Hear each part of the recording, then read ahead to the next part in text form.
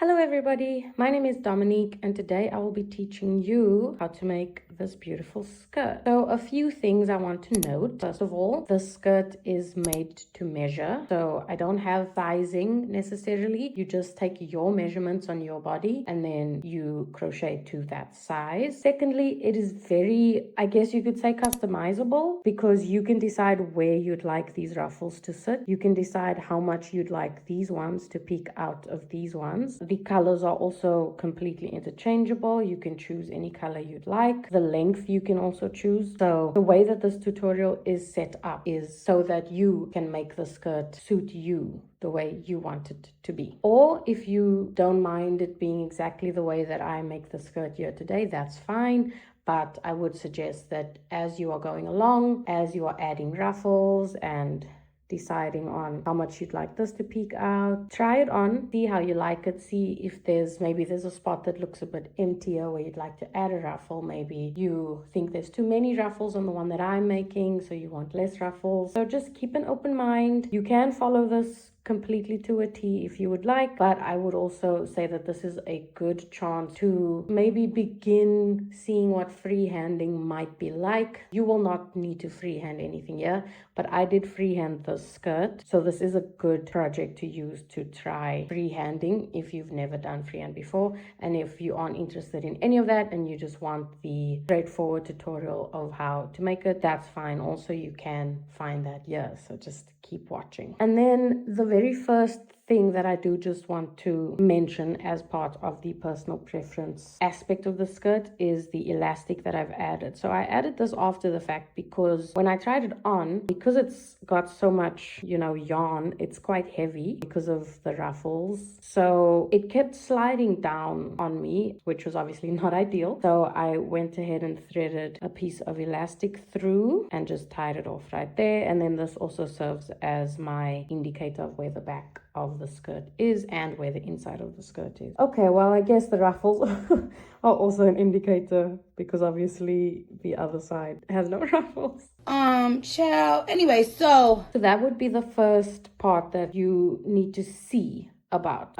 It's not necessarily something you have to do, but that would be something that you need to check. Try it on and wear it around the house a little bit just to see if it sits snug or if it's sliding down, and you need to add an elastic, or otherwise you can just skip the elastic entirely. And then the next part that is customizable is the colors. Of course, you can choose which colors, but the basic guideline is a lighter color for this part, a medium color for this, and then a darkest color for this. But you could also flip that around and have this be the darkest, this be the medium, and this be the lightest. You see what I mean? You can make it your own. I'm giving you the formula and you can just plug in the values to turn it into whatever you'd like the equation to be. Oh my gosh, why am I talking about maths? Anyways, okay, so what you will need for your materials are 3 different colors of yarn: your light, your medium, and your dark. So these are the colors I will be using today. These are, I believe these are 4-ply, these are double knit. This one's a little bit thicker, but it still works with the same hook, which is the 3.5mm hook. And so, oh no, where did this come from? So this is the next portion where you can customize. You can choose the size of the yarn that you would like. You can choose, this is acrylic yarn. You can choose if you would like to use a thicker or a thinner yarn. You can choose a cotton. I don't know about thicker unless you are trying to make this to be a more winter item. Thinner yarn for sure, a cotton yarn, that might work as well. I've just got acrylic. I believe this is 4-ply. Or maybe DK, double knit. Girl, I don't know. Someone please tell me what yarn this is. And then the corresponding hook. So if you don't know which hook size to use for the yarn, it should tell you on the label. Just have a look. It'll have a little picture of a hook and then say which size hook. Let's get started with the waistband. Start with a slip knot and chain the amount of chains that you need for the height that you want your waistband to be. I am doing 10 for my model today.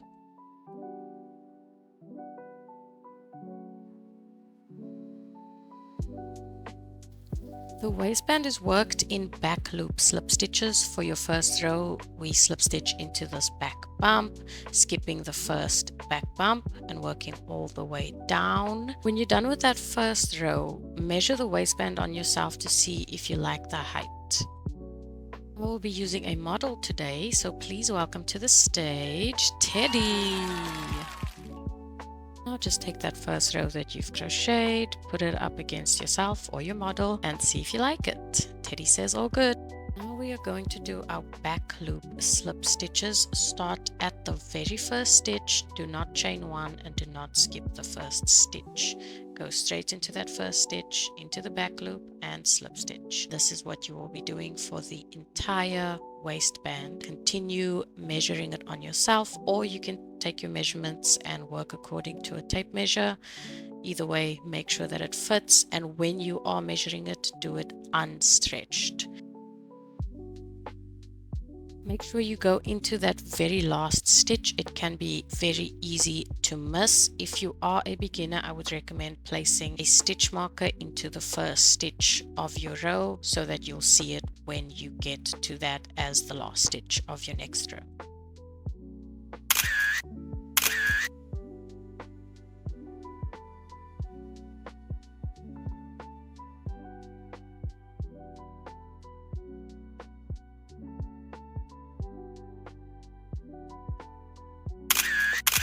Now that you are happy with the length of your waistband, you've checked that it fits you, we are going to slip stitch the ends together to join it in the round. Go into the back loop of your first stitch and into the front loop on the corresponding stitch on the other side of the band.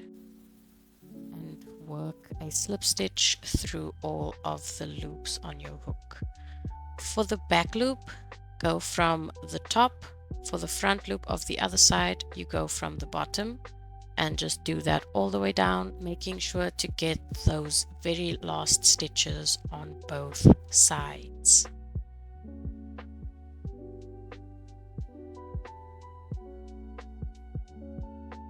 And now we are joined in the round. Because we used back loop only slip stitches, the seam matches with the outside of the project and not the inside so much, so I leave the seam on the outside. Before we get to the body of the skirt, we will make a single crochet border along the bottom of the waistband. There aren't any designated stitches, so just go into any space that works for you and that is relatively equally apart.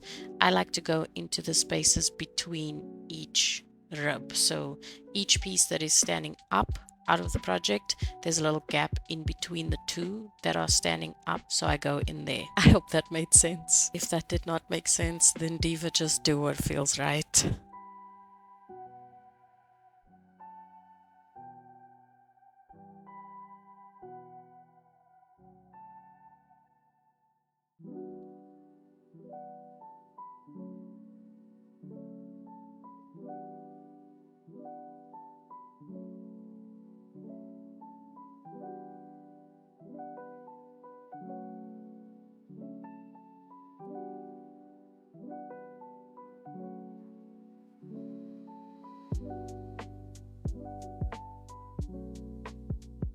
Slip stitch into that first stitch of the round, and then we can move on to building the base of our skirt.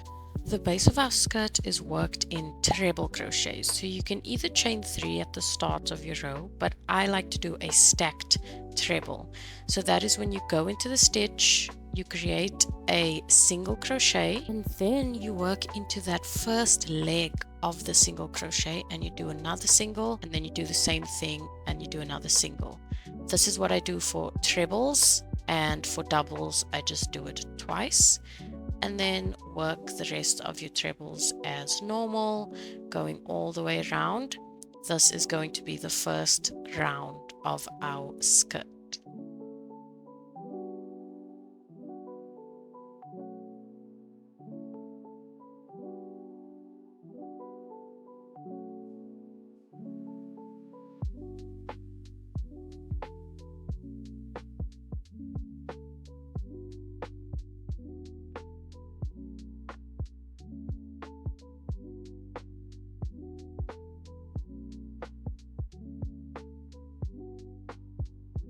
At the end of the round, slip stitch into the top of that stacked treble that we did. On the side of the stack, you will see 3 V's that look just like stitches, so count them and work into the third one, which would then be the top of the stack. Round 2 starts exactly the same as round 1 with a stacked treble crochet, except for round 2 we will be doing back loop treble crochets. This is because we will be attaching our first ruffle over here, so we are leaving those front loops for ourselves for later so that we can work our ruffle. This is where some planning is needed.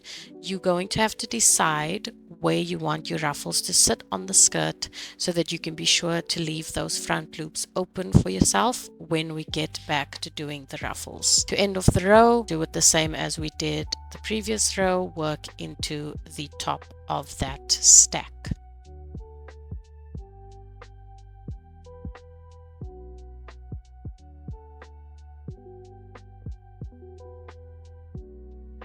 For the next row, I work normally into the whole stitch, but I forgot to factor in the scallop edge ruffle, so make sure that you leave 2 rounds of front loops available. So you're going to do 2 rounds in a row of back loop only treble crochet, and then after that you can work a normal round, or if you want the ruffles on every round, you can leave the front loops available on every round. Again, this is where some planning is going to be needed before you work the base of the skirt.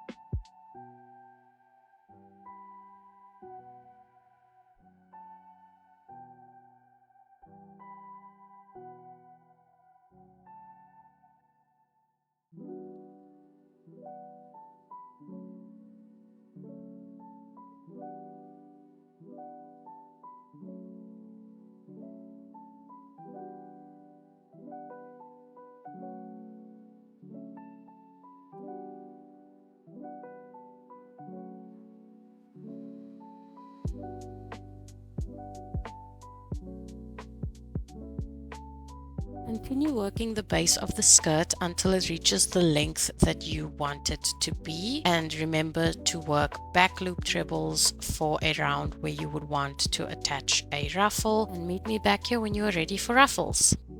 Alright, let's attach our ruffles to those front loops that we left for ourselves. I just use a single crochet to attach it and then start building up that stacked treble. Of course, if you prefer, you can continue doing chain 3 if that is what you have been doing so far, and then go ahead and treble crochet into each front loop all the way around, and repeat this on every tier that you have decided you would like to add a ruffle to.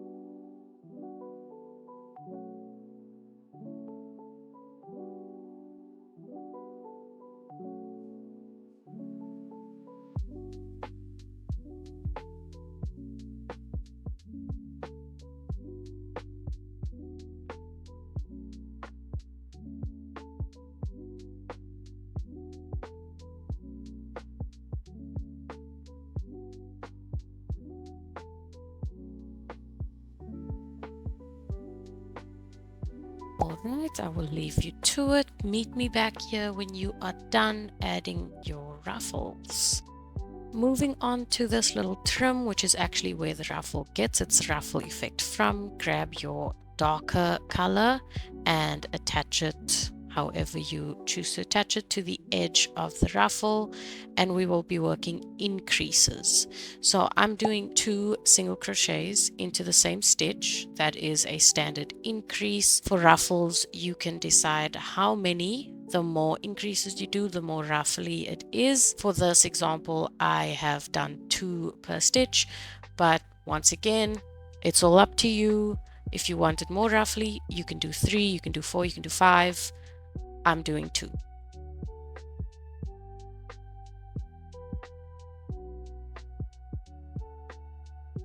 At the end of the border ruffle row, slip stitch into the first stitch of the row, end off your ruffle with a chain 1, cut the yarn,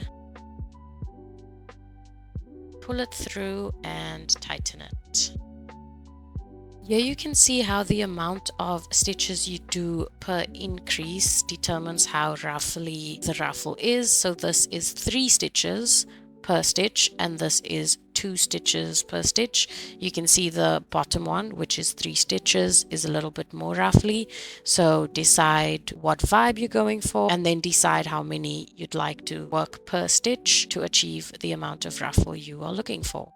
Next, let's take our darkest of our colors and attach the last of our ruffles. This is going to be double crochets with a scalloped edge. So this is where I was telling you that I forgot to do the back loops. So you see here I'm attaching my next ruffle into the posts. You should have front loops available because you should have done 2 rounds back to back with the back loop only treble crochet. If you did not do it, if you made the same mistake that I did, then we are going to be attaching it like this on the treble crochet posts. There is no problem with doing it this way. It just would be easier if you did the back loop only and you have the front loops available. Then you just do it exactly the same way you did each ruffle before. Like I said before, we are doing double crochets, so go ahead and do your double crochet into your front loop or onto the treble crochet post, whichever situation you are dealing with. If you are doing it on the post, you can see what I'm doing here. You need to just pull that down because it might go up on the post. You want it to sit right at the base of that treble crochet.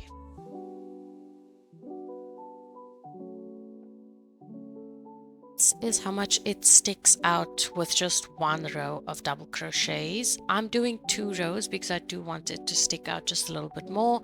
If you like it just peeking through, do 1 row. If you want it to stick out a little bit more, you can do 2, you can do 3, you can do as many rows as you like. Again, it's all up to you and you can just go with the flow, see what your vibe is and just enjoy the process. Once you are happy with the amount of double crochet rows you have, we can move on to the scalloped edge. So start with a slip stitch in the very first stitch.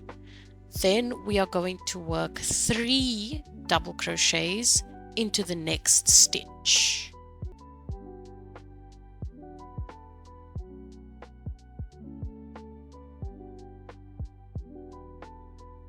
Then into the next stitch we do another slip stitch followed by another 3 double crochet into the next stitch. So you're doing 1 stitch, slip stitch, the next one 3 double crochet, the next one slip stitch, and so on. Again, personal preference. If you want larger scallops, you can do more double crochet into the stitch. If you want smaller scallops, you can do less. I would say, however, the minimum you should do is 3. Otherwise, it can look a little bit funny. I like the shape of it with 3 double crochet. So that's what I'm doing. Now continue adding your scallop ruffles until you have filled up all of the front loops that you left for yourself. And then weave in the ends and your skirt is complete. But wait, we have to see what our model thinks about his new skirt. Oh, how gorgeous, isn't he, darling? Please leave a comment telling him how beautiful he looks. Okay, goodbye.